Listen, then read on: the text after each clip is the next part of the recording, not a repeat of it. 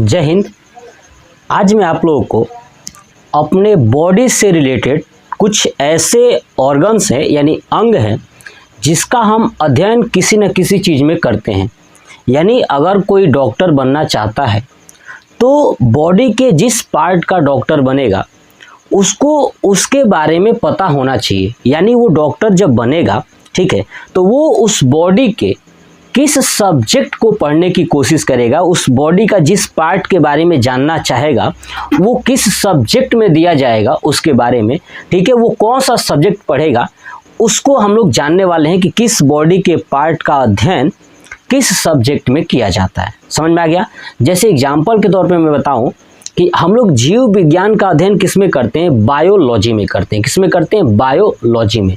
इसका मतलब ये होता है कि हम अपने शरीर से रिलेटेड, जीव जंतुओं के शरीर से रिलेटेड सब कुछ जानकारियां हम लोग बायोलॉजी में प्राप्त कर लेते हैं।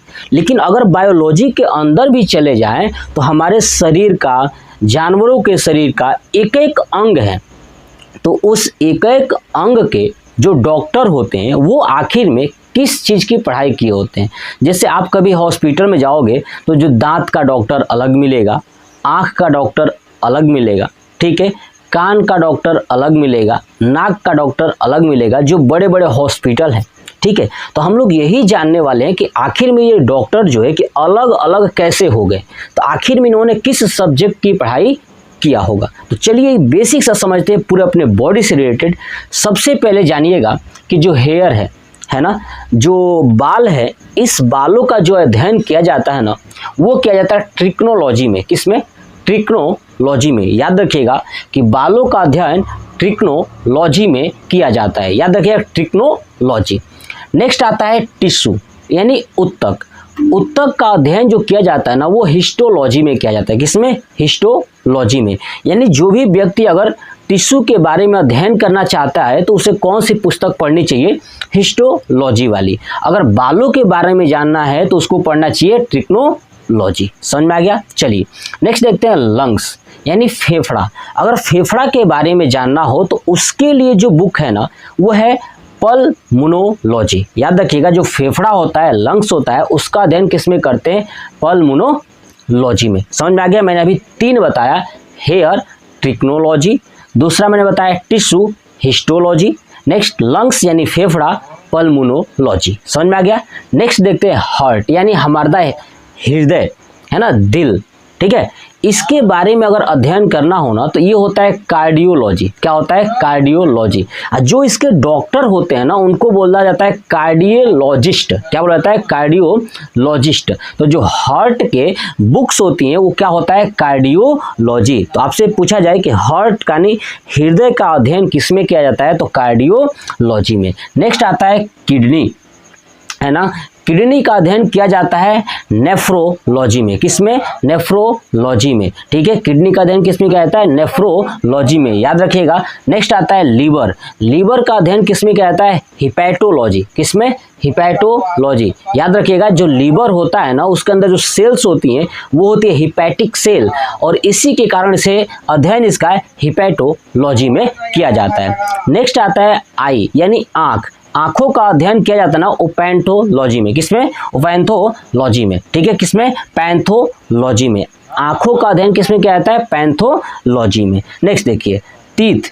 टीथ का अध्ययन, दांतों का अध्ययन किसमें आता है? डेंटोलॉजी में, है ना। यानी ओ साइलेंट हो जाता है दोनों में, बहुत सारे लोग ओ बोल देते हैं, कोई दिक्कत नहीं है, ठीक है। तो आंखों का अध्ययन पैंथोलॉजी में और दांतों का अध्ययन डेंटोलॉजी। याद रखिएगा पैंथोलॉजी आंखों के लिए है और डेंटोलॉजी दांतों के लिए। इसलिए आप कभी जाओगे ना डेंटिस्ट लिखा होगा, जो दांत के डॉक्टर होंगे आप लिखा होता है डेंटिस्ट, ठीक है। डेंटिस्ट लिखा जाता है यही, ठीक है, क्योंकि उन्होंने डेंटोलॉजी का अध्ययन किया है इसलिए वो दांतों के बारे में जानते हैं। समझ में आ गया। चलिए तो आपको हमारे चैनल में स्वागत है। आप लोग अगर पहली बार वीडियो को देख रहे हो ना तो आपका स्वागत है और चीज़ों को समझिएगा, ठीक है। सब्सक्राइब करें या ना करें मुझे उससे कोई फर्क नहीं पड़ने वाला, लेकिन चीज़ों को बस आपको याद होना चाहिए, दिमाग में बैठ जाना चाहिए, ठीक है। चलिए अभी मैं इसको रफ करूंगा और रफ करने के बाद आपको दिखाऊंगा कि देखो बाबू कैसे ये याद होता है। चलिए नेक्स्ट देखिए सेल। कोशिकाओं का अध्ययन किसमें किया जाता है? साइटोलॉजी में। किसमें किया जाता है? साइटोलॉजी में। याद रखिएगा, कोशिकाओं का अध्ययन साइटोलॉजी में। नेक्स्ट आता है ब्रेन। जो हमारा ब्रेन है ना, उसका अध्ययन न्यूरोलॉजी में किया जाता है। क्या?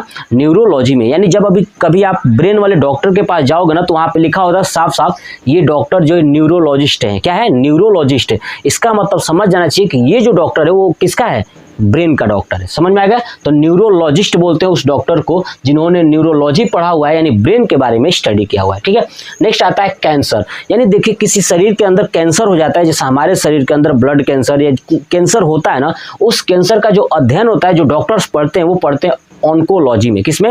ऑन्कोलॉजी में पढ़ते हैं, है ना। ऑन्कोलॉजी में वो लोग पढ़ लेते हैं कैंसर के बारे में। नेक्स्ट आता है मसल। हमारे शरीर के अंदर मसल्स होती हैं, पूरा शरीर मसल से ही बना हुआ है। तो जो मसल्स होता है ना, उसका अध्ययन मायोलॉजी में किया जाता है। किसमें किया जाता है?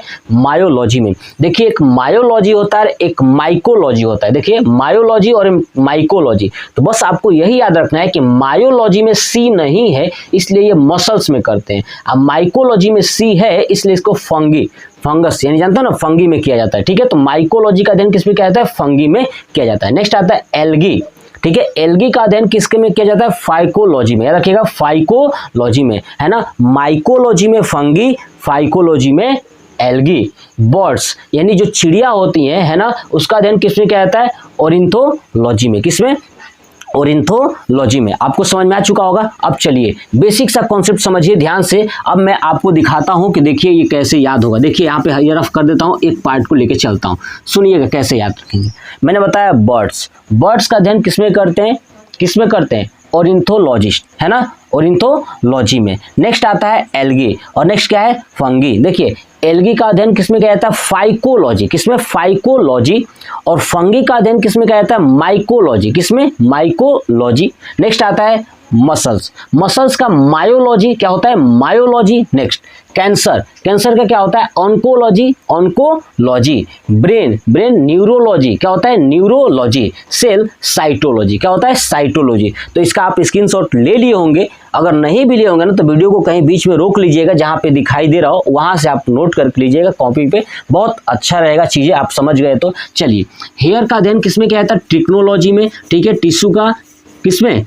हिस्टोलॉजी में। लंग्स का किसमें क्या आता है? बताइए, लंग्स का किसमें क्या आता है? पल्मोनोलॉजी में। किसमें क्या आता है? पल्मोनोलॉजी में। हार्ट का कार्डियोलॉजी में। किडनी का नेफ्रोलॉजी में। लीवर का हिपैटोलॉजी में। और आई का किसमें? पैथोलॉजी में। और तीत का डेंटोलॉजी में। समझ में आ गया? तीत का डेंटोलॉजी, आई का पैथोलॉजी, लीवर का हिपैटोलॉजी, किडनी का, बताइए किडनी का कौन बताएगा? देखते हैं कितने लोग बता सकते हैं किडनी का अध्ययन किसमें किया जाता है। ठीक है। तो चलिए मैं बताता हूँ। किडनी का अध्ययन जो है नेफ्रोलॉजी में किया जाता है। हार्ट का कार्डियोलॉजी, लंग्स का पल्मोनोलॉजी, और टिश्यू का हिस्टोलॉजी, और हेयर का ट्रिक्नोलॉजी। यानी पूरा ये कंप्लीट हो गया हमारे बॉडी से रिलेटेड जितनी भी चीज़ें थी कि इसमें किसका अध्ययन किया जाता है। मैंने सोचा कि आपको ये चीज़ें बताना जरूरी है, तो आप याद रख लीजिएगा। बहुत बार एग्जाम में, कंपटीशन एग्जाम में पूछा गया है, तो आप मुझे कमेंट करके बताइएगा कि आपको ये चीज़ें कैसे लगा। जय हिंद।